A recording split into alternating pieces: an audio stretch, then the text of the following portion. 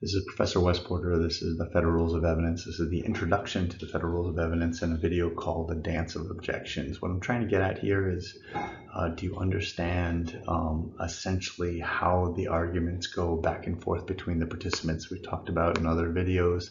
And I hope you understand by the time you're listening to this video that the two parties that we're talking about, it doesn't really matter. It's not plaintiff and defendant. It's not appellant and appellee. It really comes down to who is presenting evidence. That's the proponent. Who is putting on evidence. That's the proponent. And who is charged with being in opposition. Who's charged with objecting. That's the opponent. So it doesn't matter if you walk in at any point during trial. It could be during direct examination where the woman on the left is the prosecution in the case and she's the proponent asking direct examination questions of a witness. You walk in on a different day. And it could be, the gentleman on the right is asking questions. He's the proponent, and these roles are reversed. So just think about it. Any given time, there's someone up presenting and putting on evidence. They're the proponent. There's another person that's charged with sitting in opposition and objecting to that evidence. They're the opponent. And really, what we're talking about is, where are we? Where are we? We're at trial. We're trying to put on evidence. We're in federal court. The proponent's up asking questions. The opponent's going to object. So we know the Federal Rules of Evidence apply under Rule 1101, and we know that we're going to be handling this evidentiary objection under the federal rules with this judge that's in front of us. So the where are we is handled. The proponent and opponent is handled. We need to talk about the dance.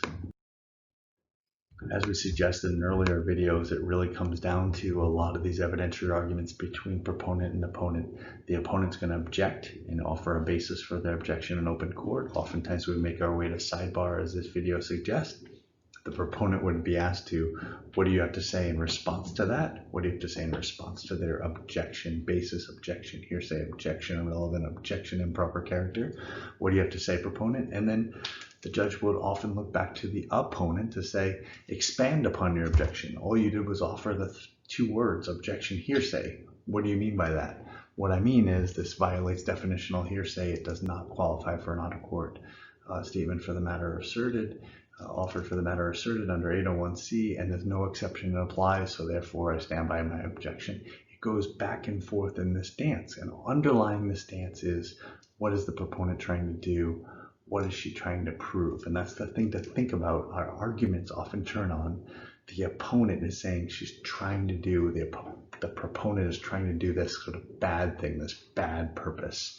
And the proponent says, two hands up in the air, saying, no, I'm not. I'm able to do this acceptable purpose, this permissible purpose. I'm putting on this evidence for some reason that doesn't violate the rules. So you can imagine the opponent comes over here, and the first thing that's said, usually in open court, is objection basis. They have to relate it to all the rules of evidence, the articles of evidence that we've been talking about. Objection irrelevant, objection unfairly prejudicial under Rule 403. Objection improper character. Objection, this violates the policy rules. Objection, this is improper impeachment. Objection, this is privilege. Objection, this is improper opinion. Objection, this is hearsay. Objection, lacks authentication. Objection, this violates the original document rule. You can go through the whole code of evidence, and it comes down to some code words, objection, and then a tight evidentiary basis. From there,